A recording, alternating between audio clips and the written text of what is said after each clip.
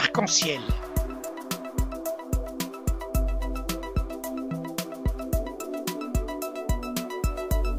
Avec Abdilatif. L'info libre et crédible.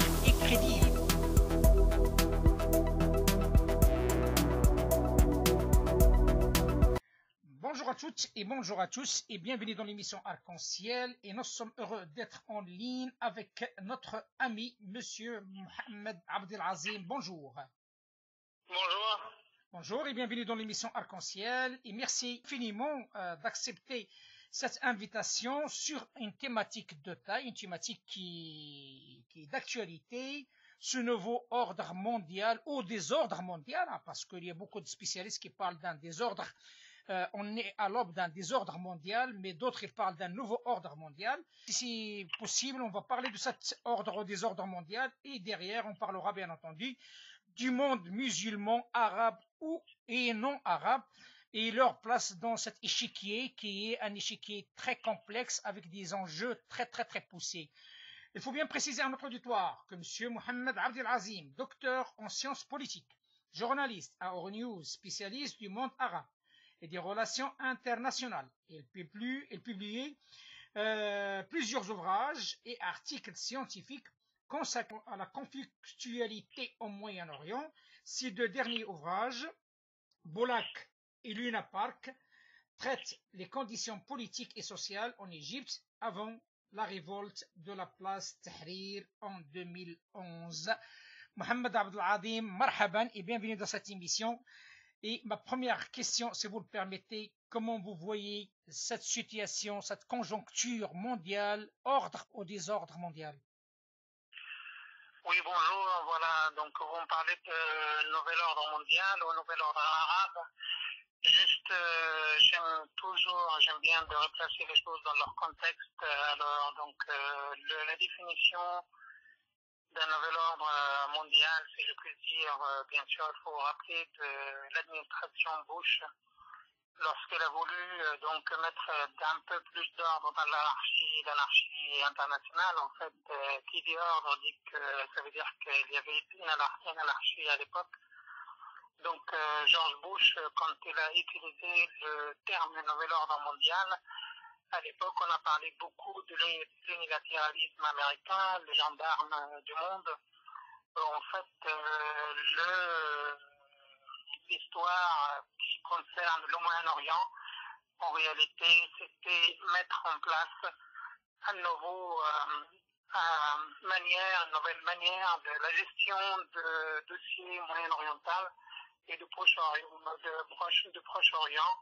Et donc, l'histoire a montré que 91, puis 2003, et on est donc maintenant, après 1991 et 2003, les deux guerres, la première guerre du Golfe et puis la guerre contre Saddam Hussein, nous sommes maintenant dans une phase, si vous voulez, marquée par un changement global dans lequel il y a un conflit régional qui se prépare, et puis le retrait américain, les choses que personne ne pouvait imaginer il y a une vingtaine d'années de l'administration de Trump, met un petit peu de côté le nouvel ordre mondial et puis remettre un peu plus de réalisme dans leur accession un petit peu, et l'Amérique revoit sa copie avec un accord historique à Doha entre l'administration américaine et les talibans.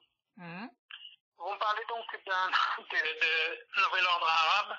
Je pense que la maison arabe a besoin d'une refonte globale. Il ne s'agit pas de prendre des termes et essayer de mettre un petit peu une politique ici, de parceller ici et là. Les sociétés arabes, à la fois, elles sont en déphasage avec leurs gouvernants, et la gouvernance des sociétés arabes, pour le moment, est un peu en difficulté en raison de tout ce qui se passe en Syrie actuellement, l'Irak et aussi le Liban. Et on voit un petit peu le nouvel ordre arabe est dans une phase très particulière, et je pense que ce qui se passe aussi en Algérie, si on le combine avec ce qui se passe au Liban, avec ce qui se passe à Bagdad, il y a, après le printemps arabe, il y a un nouveau mouvement qui naît Et puis, je ne sais pas à quoi ça peut arriver, mais en tout cas, pour le moment, on peut se poser la question sur la manière dont la confrontation qui se prépare en Libye et qui se prépare aussi en Syrie entre, et d'une part, Bachar el-Assad et les Russes et les Turcs, que ce soit en Libye ou en Syrie, les choses sont en train de se faire et il y a quelque chose de nouveau qui est en train de se faire que le monde arabe n'a pas pu faire face déjà dans le passé et qu'il ne saura peut-être pas faire face en nos jours. Mais, M. Mohamed Abdelazim, si on prend un petit peu la carte géopolitique et aussi militaire sur le plan terrain dans le monde arabe, on constate qu'il y a presque trois parties. Il y a une partie, comme vous l'avez bien cité, l'histoire de la Libye, l'histoire de l'Irak, l'histoire de la Syrie et aussi le Yémen. C'est des théâtres de guerre. Mais aussi, il y a une autre partie aussi dans cette carte du monde arabe. Il y a ceux qui sont des prétentions, qu'on les voit partout et qui agitent un petit peu la politique et la géopolitique arabe. Et là, je vais citer quelques pays, certainement que vous les connaissez, notamment, bien entendu, l'Arabie Saoudite, l'Égypte, les Émirats Arabes Unis qui agitent le monde sur un niveau très élevé, qu'on la voit partout. Et bien entendu, il y a le Maghreb. Et le Maghreb qui baigne encore dans son conflit connu et reconnu depuis un certain temps, Maroc-Algérie. Mais il y a une troisième partie aussi du monde arabe qui sont là, mais juste en tant que spectateurs, notamment la Jordanie, notamment le Koweït et d'autres pays dans ce monde-là. Je me parle du monde arabe. Je n'ai pas encore parlé monde arabe musulman. Je n'ai pas encore parlé du monde musulman non arabe. Comment vous voyez cette distribution de cette carte? Est-ce que ce monde arabe qui agite a une chance d'imposer un nouveau ordre du monde arabe? En fait, pour répondre à vos questions, il y a plusieurs questions là-dedans, mais en fait, je prends juste deux volets ou deux aspects. Le premier aspect qui me revient à l'esprit, c'est qu'au fond, une guerre peut toujours en cacher une autre. C'est-à-dire que nous avons trois poches de conflits majeurs qui sont en cours et puis qui ne sont pas forcément le mot à désigner au fond. Alors, vous avez mentionné le front yéménite, vous avez parlé de la Libye, le deuxième front, et puis le front très chaud en Syrie actuellement. Dans ce triangle très très particulier et des intérêts sont divergents, il y a quelque chose de particulier qu'on peut voir en arrière-plan. Il y a donc ces guerres visibles et cachent en arrière-plan des guerres qui ne sont pas visibles. C'est-à-dire qu'au Yémen, on a la confrontation entre Téhéran et Riyad. Vous avez en Libye la confrontation entre un conflit tripartite entre l'Égypte avec les Émirats Arabes Unis, et puis en face vous avez le groupe ou le camp de Tripoli avec en arrière-plan le Qatar et la Turquie. Au fond, là dans ce magma un petit peu, il y a des paradoxes. C'est comme si le monde arabe s'est réveillé ou rentré se réveillé de son sommeil, en phase paradoxale, dans un sommeil historique, et qui se réveille sur un cauchemar avec ces paradoxes. Vous avez des paradoxes parce que les Saoudiens, en ce moment avec les Iraniens, c'est quand même il y a une guerre qui peut éclater à tout moment.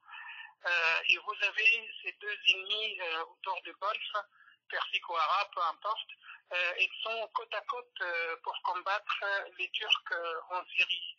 Et puis vous avez un autre paradoxe, c'est que vous avez aussi en Libye, derrière Haftar, vous avez les Émirats Arabes Unis qui, eux, malgré tout, dépensent beaucoup de milliards pour faire une confrontation à la fond d'une guerre en arrière-plan contre la Turquie. Et au fond, il y a en fait ce paradoxe, c'est que les ennemis sur un sujet, ils se retrouvent solidaires dans un autre dossier. Et puis alors maintenant, en fait, vous avez mentionné tout à l'heure la Turquie, le monde arabe ne sait pas comment agir contre les Turcs. il ne sait pas s'y prendre vis-à-vis de la Turquie, parce que je pense que nous sommes toujours dans le monde arabe dans une phase non pas de construction, mais dans une phase toujours de collapsus continuel. Et ce collapsus continue toujours. Ça veut dire qu'il y a la déconstruction de tous les volets qu'on pourrait voir, à la fois que ce soit militaire ou civil, ou que ce soit de la gestion des questions majeures qui concernent les citoyens ici et là, mais les capitales arabes ne sont pas dans une mesure de la construction, dans une phase de construction en ce moment. Donc, si j'ai bien compris un petit peu, il n'y a pas de leadership arabe à l'horizon. En fait, le leadership arabe c'est un terme un petit peu rêvé parce que, au fond, le monde arabe qui reproche en fait, qui fonctionne toujours sur la base d'un complot historique ou complot éternel occidental. En fait, malgré tout, si vous voulez, en fait, malgré le fait que même si on accepte le complot, faut-il encore se poser la question sur le fait que, malgré le fait que la colonisation s'est terminée depuis le milieu du siècle dernier, en fait, ces gouvernants, de nouveaux gouvernements, les néo-gouvernants, si vous voulez, n'ont pas pu accéder à un minimum ou un terrain d'entente minimum sur une possible union. Que ce soit une union politique, géographique ou une union économique ou autre, le leadership ne peut pas se faire parce que le terreau, si vous voulez, ou les terrains sur lesquels on peut construire ne sont pas encore unis et les facteurs ne sont pas encore là, les éléments nécessaires d'une union, ils sont tous là, ça veut dire une langue unique, une culture commune, un passé commun, tous les éléments, ils sont là, sauf que la question se pose toujours, qu'est-ce qui fait que le monde arabe manque en fait le pas pour aller à l'avant. Je pense que pour cela, il y a 300 000 raisons, mais pour résumer, le leadership ne servira à rien si jamais vous n'avez pas encore les facteurs nécessaires pour dire quelle est la direction ou quelles sont les valeurs pour lesquelles vous allez vous défendre. Bah, vous parlez de valeurs, vous parlez de facteurs. Ce qu'ils proposent, ces pays qui s'agitent, hein, donc, et notamment le cas des Émirats arabes unis, bien entendu, et l'Arabie saoudite, c'est que simplement, ils parlent d'un nouveau monde arabe, un islam modéré, un islam tempéré, ouvert au monde, et ainsi de suite. Hein. Donc, on a vu un petit peu toutes les évolutions qui ont été faites en Arabie saoudite, les actions des Émirats arabes unis en Europe, même dans les pays du Maghreb et en Afrique. On voit comme quoi il y a beaucoup d'agitation. Est-ce que cette agitation, à terme, aura un impact sur la population locale? Comme vous l'avez dit au départ, il y a apparemment un réel divorce entre les gouverneurs et les gouvernés. Oui, alors vous avez raison parce qu'en fait, le divorce entre le citoyen et son gouvernant, c'est pas nouveau. Je rappelle encore, depuis l'accession à l'indépendance ici et là, il y a eu des régimes en fait qui ont confisqué en fait quelque chose de précieux et la chose n'est plus du tout publique et par conséquent, si vous parlez de l'agitation, les intentions ne vont pas faire la société en fait. On peut vouloir dire un nouveau monde musulman, un nouveau monde arabe. Au fond, le mot nouveau suppose qu'il y a l'ancien, sauf que dans nos sociétés, le monde ancien ne veut pas mourir, ou résiste pour le moins à ne pas céder la scène. Et tant que le monde ancien n'est pas mort, on ne pouvait pas, le nouveau-né ne peut pas naître en fait. Et par conséquent, lorsque vous avez en fait au fond une volonté de mater toute forme d'opposition, ne pas écouter l'autre. Sur le plan religieux, il y a quand même un conservatisme, comment dire, qui fait obstacle à toute volonté d'aller en avant. On a oublié le terme initiative sur le plan religieux. On parle toujours du djihad, que le djihad n'est pas là. Et on ne sait pas dans nos sociétés quel est le point à partir duquel on peut commencer. Nous n'avons même pas pu, après la vague d'indépendance, pouvoir former au fond une orientation globale ou une orientation commune. Ça se comprend. mais cela revient à dire qu'agitation aux Émirats ou agitation ailleurs, on parle de grands projets, par exemple MBS, Mohamed Ben Salman construit donc le NEOM, une ville futuriste qui commence maintenant, qui a commencé il y a quelques années, et il y a des décennies critiques commencent maintenant entre 2020 et 2030. En Égypte, on construit aussi des capitales. On va construire dans le bâtiment, on va monter la tour le plus haute au monde. On va à Dubaï et on va construire quelque chose de futuriste, mais au fond, vous avez une société qui n'a pas les bases qui sont nécessaires, qui peuvent l'accompagner dans cette vague de modernisation. Le citoyen manque drastiquement des moyens, l'éducation n'est pas à la hauteur, et au fond, on peut se demander l'élite qui essaye d'agiter, quand vous utilisez le terme d'une revalorisation ou renouvellement, mais sur quelle base nous allons renouveler si nous n'avons pas pu encore de construire à l'intérieur un concept, il nous manque un modèle conceptuel, si vous voulez. Et le monde arabe, je pense que nous sommes capables d'offrir un nouveau modèle actuel, sauf que ce modèle ne peut pas être construit dans l'état actuel des choses. Effectivement, l'état actuel des choses, c'est complexe et compliqué, hein, parce qu'il y a d'autres intervenants au sein de cette émission, et notamment l'ex-ambassadeur M. Michel Rambaud, hein, à qui on a posé cette question et sur l'agitation, notamment des Émirats arabes unis sur ce dossier. Bah, lui, il a une autre vision qui est un peu plus critique, d'après ce qu'il a expliqué, comme quoi on travaille pour les intérêts d'autres pays. Et il y a un grand nombre de pays jusqu'à maintenant au monde arabe qui suivent les directives, bien entendu, sur la base pécuniaire et financière des Émirats arabes unis, notamment maintenant avec la Mauritanie, hein, avec cette offre qui dépasse presque 40% du PIB, qui a été mis à disposition des Mauritaniens, l'Algérie, d'après des intervenants algériens, et on parle comme quoi la quasi-totalité des ports algériens sont gérés par les Émirats arabes unis. Il y a beaucoup d'investissements. C'est quelque part, c'est une sorte de mainmise sur l'économie. Et qui dit l'économie, dit la politique. Tout à fait. Mais si vous voulez, avec le respect des termes utilisés par M. l'ambassadeur, moi je ne suis pas partisan de cette conception parce que ça rappelle un petit peu, si vous voulez, ça renvoie au terme de complotisme ou de complot au sein même du monde arabe. Sachant que le problème ne réside pas là, en fait, ça c'est les symptômes, si vous voulez.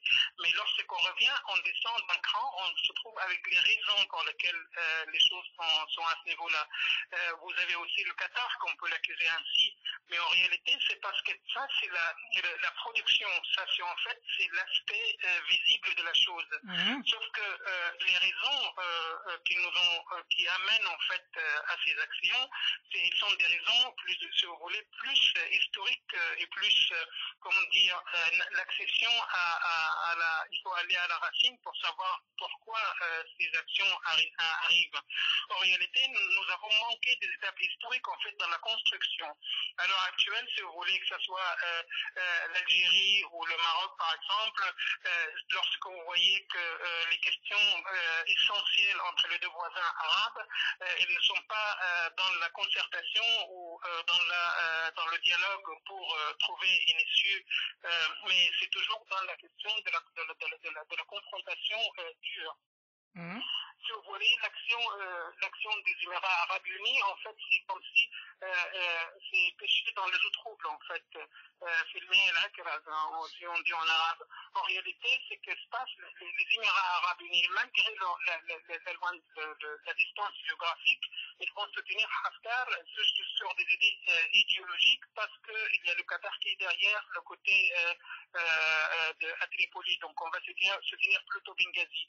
Et en réalité, nous savons en fait en arrière de tout ça, il y a l'idéologie qui gère et non pas il y a une idéologie qui gère ces façons d'agir et les intérêts entre les États. Mais en réalité, le problème majeur, si vous regardez la Ligue arabe, vous allez vous trouver entre plusieurs fronts Et en fait, quand on appelle une ligue, on est à l'intérieur d'une conflictualité plus qu'autre chose. Et par conséquent, quand vous voyez en fait ce qui se passe, le Maroc, je pense, à mon avis, il peut conduire la marche. Sauf que malheureusement, la distance géographique, aussi l'évolution historique, on n'est pas, les sociétés orientales du monde arabe ne sont pas aptes ou capables de donner une oreille de sagesse pour cette conception d'une société nouvelle telle qu'on voit au Maroc. Et par conséquent, il y a quand même un affrontement, une confrontation, si vous voulez, qui n'est pas visible, mais c'est de l'ordre d'une confrontation sur des principes fondamentaux sur quelle orientation les sociétés peuvent aller. Et on l'a vu en 2011. Donc c'était une défaite cuisante des citoyens face à des régimes qui sont là sur d'autres terrains. Et par conséquent, on ne peut pas parler à l'heure actuelle d'un concorde, mais c'est plutôt des discordes. Comme tout le monde, et en plus, surtout vous, hein, Monsieur Mohamed Abd Al-Azim, un journaliste reconnu, actualité oblige. On a pu constater cette situation actuelle maintenant de la Turquie, après la mort, je crois, de 31 ou 33 personnes qui ont décédé, et il y a un risque de l'accord Iran, Russie et Turquie saute. Comment vous voyez-vous cette situation? Est-ce que Erdogan est en train d'opérer une opération suicide ou bien ils l'ont mis dans un cadre victime d'un guet-apens? Si vous voulez, en fait, là, ce qui se passe en Syrie actuellement, c'est en réalité les choses deviennent plus claires dans la mesure où en fait, la partie de Idlib, et ça sera la fin des guerres, de toutes les guerres, en fait, en réalité. On avait parlé à un moment donné de Alep. On disait que celui qui gagne Alep gagnera la guerre. Mais en réalité, lorsque le régime et les Russes ont délogé tous les combattants de l'opposition, je ne sais pas quelle appellation on peut utiliser, vers Idlib, c'était supposé être sécurisé. Si vous voyez ce que je veux dire. Maintenant, Moscou a estimé qu'il faut enrayer maintenant les dernières poches de la résistance pour le régime de Bachar el-Assad. Et en fait, en réalité, ce qui se passe à Idlib, c'est pour gagner définitivement la guerre en Syrie. Sauf que Erdogan, il a d'autres intérêts, si vous voulez. En fait, Erdogan, il a une autre accession, il a une autre conception. C'est une conception, si vous voulez, de mettre une sorte de nouvel empire du troisième millénaire, aller le plus loin possible et pourquoi pas entrer en plein milieu de la Syrie pour éventuellement en prévoyant si la problématique des Kurdes revient un jour sur la scène internationale. Et puis, au fond, il y a maintenant le triangle Doha, Istanbul et Tripoli. Ces triangles-là, ils se battent sur des questions qui ne sont pas de l'ordre des gains, si vous voulez, militaires ou des gains de terrain. C'est une sorte de gains plutôt idéologiques. Et au fond, maintenant, à mon avis, c'est pas forcément la guerre maintenant entre ce triangle et le croissant. En fait, en réalité, c'est un combat intra-musulman et que les Russes, ils sont là pour gérer en fait un intérêt majeur pour la flotte russe en Méditerranée, pour l'accession à la mer Noire, pour la guerre future, si jamais il y a un conflit majeur qui arrive. Et en fait, en réalité, ce qui se passe actuellement, c'est une confrontation qui n'a pas de nom entre l'OTAN, la NATO et Moscou en arrière-plan. Et là, ce qui se passe, Erdogan, pour le moment, il joue un jeu pour ses propres intérêts. Et il se base sur la question de Qatar, mais aussi sur certaines aides des frères musulmans ici et là. Et je pense que je n'ai pas de qualificatif à mettre sur observation d'Erdogan, mais je pense que ça peut aller loin si le conflit peut devenir majeur. Oui, justement. Une dernière question, si vous le permettez, Monsieur Mohamed Abd Al-Azim, concernant cette notion de la géopolitique religieuse. Nous vivons actuellement ici en France, comme tout le monde, et nous constatons que le président de la République est sorti avec un discours très important concernant ce qu'il a appelé lui le séparatisme, d'autres y appellent le communautarisme. Et on voit que la religion musulmane, ils deviennent de plus en plus un vecteur, un petit peu comme un électron libre quelque part. On la voit partout, on la voit sur le plan politique, maintenant on l'accuse aussi sur le plan économique, mais aussi sur le plan sociétal. Selon vous, est-ce que la solution est tout simplement dans la confrontation avec les musulmans ou bien surtout l'intégration économique mais aussi sociétale à l'ensemble de ces musulmans qui se trouvent sur le sol français et dont la quasi-totalité, ce sont des républicains? Au fond, si vous voulez, alors il y a deux aspects pour votre question. Alors d'abord l'aspect politique, ça veut dire que moi je trouve que je considère que Emmanuel Macron et le gouvernement en fait prend des mesures rationnelles en fait. C'est une façon, l'appellation porte peu, mais en réalité la question est voir l'avenir de la communauté musulmane en France. Donc l'islam de France ou l'islam à l'intérieur de la République, une République laïque, je pense que la France peut apporter un aspect majeur sur l'évolution positive de la communauté musulmane en France. Et à mon avis, en fait, si nous, en tant que communauté capable de bénéficier de cette extraordinaire contexte politique et social en France, l'islam peut apporter quelque chose de nouveau. Sauf que je n'arrive pas à comprendre qu'est-ce qui fait que nous n'avons pas pu encore utiliser cette grande ouverture de la France, de mettre l'islam de France sur des rails de production, de conviction, et de mettre un nouveau modèle qui manque peut-être à construire. Et je pense que maintenant la balle reste dans le camp des intellectuels, des penseurs, des spécialistes, des sociologues. Il y en a, Dieu sait qu'il y en a énormément de gens qui sont capables de produire à la fois un modèle, mais aussi de produire une idée nouvelle, innovatrice, pour que les musulmans de France trouvent leur place et mettre de côté tout ce qui relève de l'intégrisme ou du fondamentalisme ou le fanatisme.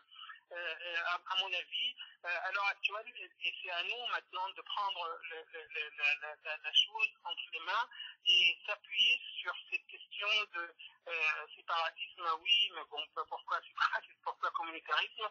Il faut justement trouver le mot, et peut-être c'est pas le mot adapté, mais en réalité c'est à la communauté musulmane maintenant de pouvoir donner un modèle, et ce modèle manque toujours, que ce soit dans le pays d'origine ou ici en France.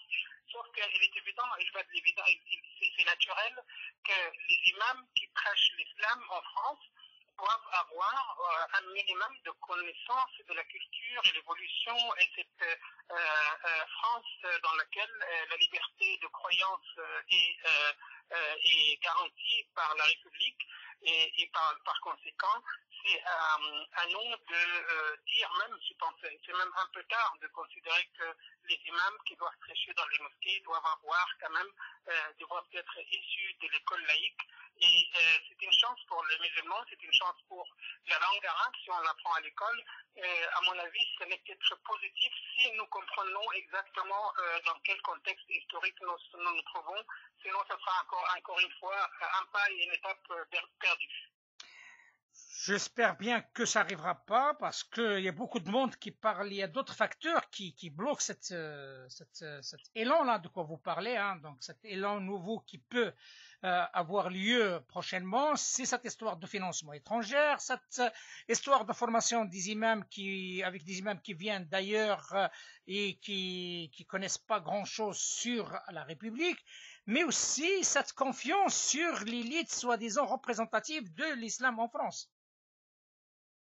Mais tout à fait, c'est là où la problématique est. Ça veut dire que la représentativité est une chose, sauf que nous sommes dans un pays laïque et le paradoxe c'est que l'État ne doit pas gérer les affaires de la croyance.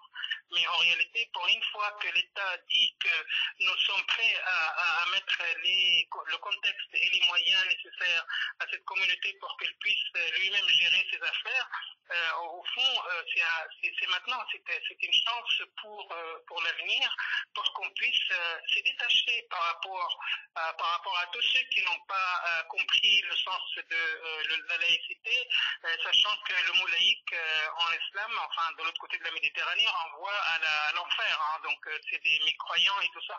Et par conséquent, c'est peut-être une chance pour l'islam de s'épanouir à l'intérieur de cette mouvance d'ouverture. Et par exemple, pour ne pas dire des noms que je peux oublier, mais par exemple, une personnalité de Khalid Ben Cheikh, à mon avis, il faudra se rassembler autour de lui donner toute la splendeur de sa pensée et lui ouvrir en fait la voie pour qu'il puisse, autour de lui, avoir une représentativité, non pas ni politisée ni autre, mais que ce soit une école nouvelle de la pensée arabo-musulmane, si je puisse dire. Et par exemple, des personnalités comme ça, nous aurons tort de ne pas leur donner la place qui leur revient et pouvoir leur dire à vous maintenant de nous dire qu'est-ce qu'on peut faire pour l'islam, quelle est l'école qu'on peut mettre, quel est le message qu'on peut mettre et comment surtout enrayer les petites mosquées qui font mal à la fois aux musulmans et à la fois à la République. Et par conséquent, sur ce volet-là, c'est pas à Macron de dire comment on peut faire. Macron donne l'orientation, peut-être le contexte politique, social et autres, mais c'est à nous de pouvoir dire maintenant qu'est-ce qu'on peut faire à la mosquée de Paris ou à la mosquée de Lyon, que peut-on faire et qui peut-on donner le bijou entre quelles sont les mains qui peuvent porter en fait le message dans ce troisième millénaire. Sauf que, avec tout le respect que je vous dois, comme vous le savez, la quasi-totalité, j'ai dit la quasi-totalité, voire la totalité de ces personnes qui, soi-disant, responsables sur ces lieux de culte, hein, donc au moins minimum 70 ans et des poussières. Donc, moralité de l'histoire, il y a un conflit réel de passation du flambeau à une nouvelle génération. La preuve, il n'y a pas de femmes, il n'y a pas de jeunes, il n'y a pas de convertis en aucune institution représentative de l'islam, ce qui est vraiment frappant. Vous avez bien vu qu'avec, comme tout le monde, ces derniers rebondissements, soit sur le CFCM, soit sur la Grande Mosquée de Paris, on garde toujours les mêmes, on prend les mêmes et on fait la même chose. Donc il y a un problème. Tout à fait. C'est pour ça que je vous dis en fait que nous avons maintenant il y a le contexte politique qui ouvre la voie vers un changement. Nous avons toujours été obstacle au changement. Nous avons volontairement voulu obstruire ou faire obstacle à toute nouveauté ou tout changement possible. En fait, il faudra dire maintenant le conservatisme doit céder place à l'initiative et maintenant il faut aller jihad. Et à partir de moment, on ne va pas lever en fait la conflictualité ne datait pas d'aujourd'hui, elle est datée des années 90 lorsqu'il y a eu la volonté de construire la mosquée de la grande mosquée de Lyon. Rappelez-vous de ceux qui sont rassemblés derrière Kamal Kaplan et ainsi de suite. En fait, la conflictualité est propre à notre communauté parce que nous avons oublié la concertation. Il faudra qu'on choisisse un mot, une phrase autour duquel nous allons nous rassembler. En réalité, lorsque vous voyez les divisions qui sont là, en fait, parce que cela revient à dire, encore une fois, on va utiliser le mot fitna, mais par exemple, lorsque Kahina Bahloul prend l'initiative comme une femme d'ouvrir une mosquée, de pouvoir montrer que la femme peut aussi conduire une prière, eh bien, il est tout de suite accusé. Al-Azhar n'arrive pas à mettre, par exemple, ses imams en avant de la scène. Il y a des vagues de volonté au sein même de Al-Azhar et ailleurs, une nouvelle lecture de l'islam, une nouvelle façon de réveiller le message, la puissance du vrai islam. Et ces voix ont été, à travers les âges, étranglées depuis la fin des Montazélites il y a quelques siècles. Depuis le XIIIe siècle, le monde arabe est en sommeil inhabituel. Nous avons tué Averroès, nous avons tué les penseurs, nous avons tué nos cadis, nous avons voulu une nostalgie maladive qui nous pousse à regarder toujours vers les Khulafa ar-Rashidin. Tant que nous n'avons pas pu se détacher par rapport à ça, nous allons être toujours nostalgiques. Or, la nostalgie, nous sommes au 3e millénaire, le Facebook, Twitter, Internet impose une relecture, non pas des changements majeurs dans l'orientation, et on a besoin d'une nouvelle école qui enlève toutes les côtés un petit peu farfelus de l'interprétation ou la lecture du Coran ou de l'islam et revenir vers l'essentiel. La conflictualité à laquelle vous faites allusion, il n'est pas nouvelle et il faudra maintenant que nous fassions confiance à nous-mêmes et arrêtons de parler de fitna ou de complot. Il faudra que nous fassions confiance à nos jeunesses, à la jeunesse qui arrive sur la scène, à sa façon de voir les choses et non pas se détacher. Il ne s'agit pas de renier l'histoire parce qu'on n'ira pas sans comprendre, mais il faudra qu'on se pose la bonne question. Sommes-nous capables un jour de poser la bonne question? Quelle est la valeur de la communauté musulmane en France? À quel pied nous pouvons danser? Nous avons un contexte historique inégalé et il faudra qu'on le saisisse. Si nous n'avons pas à saisir, ce sera encore une erreur dans la conflictualité majeure et le collapsus continue. Vous l'avez bien dit, M. Mohamed Abdel Azim, mais par contre, il y a un réel problème. Il y a un mur, comme vous le savez. Vous avez fait un constat irréprochable. Hein, donc, depuis tout à l'heure, je vous entends.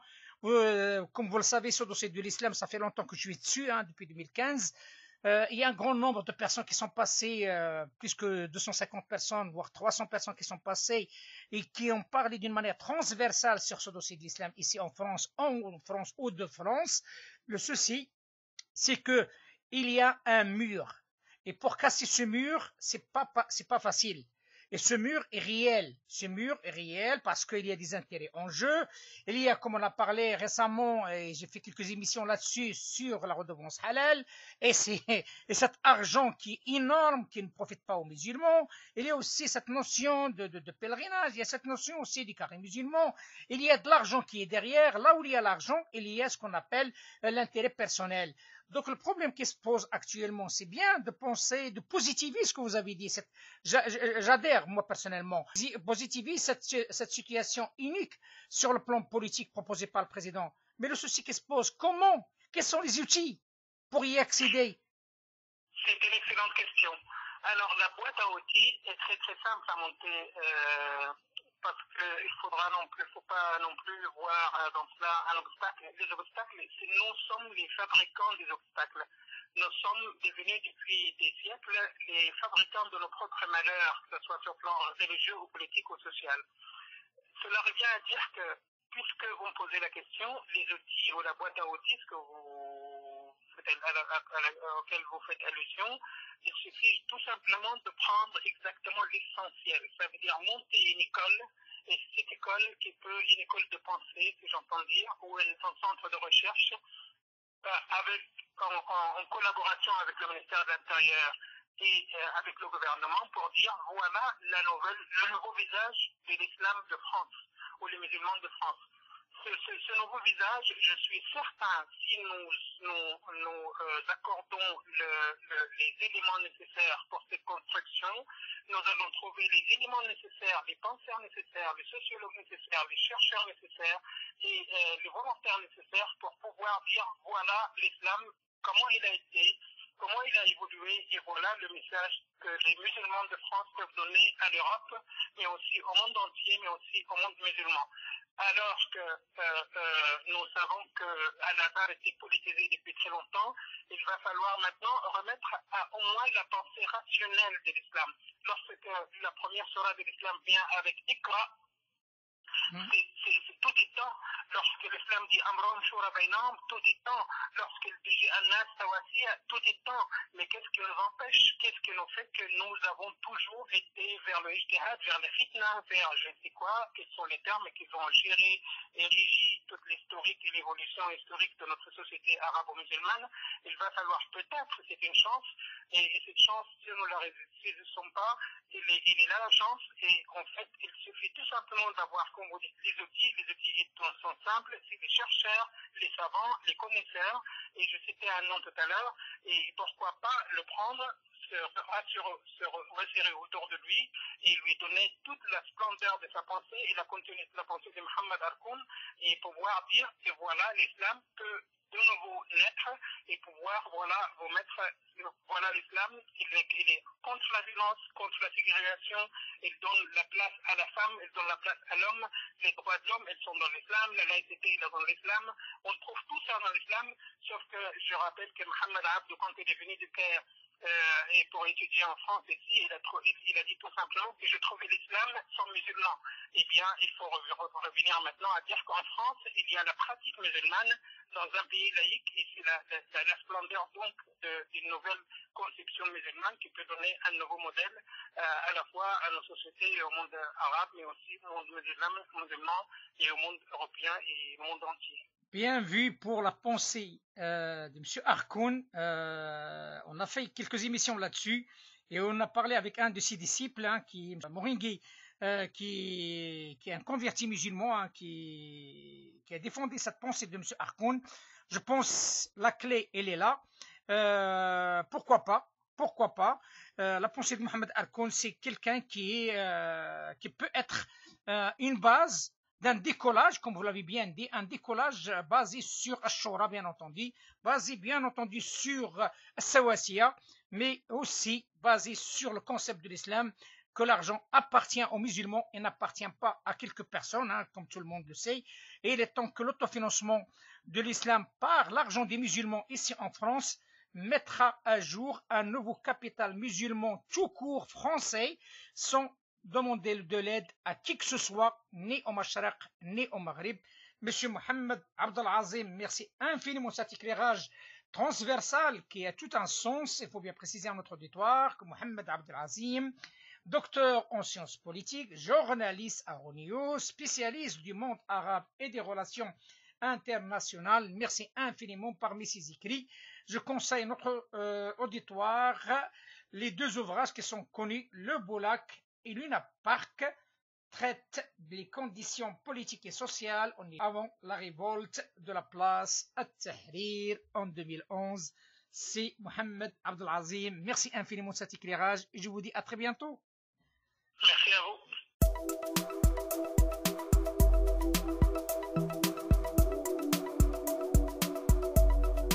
Arc-en-ciel.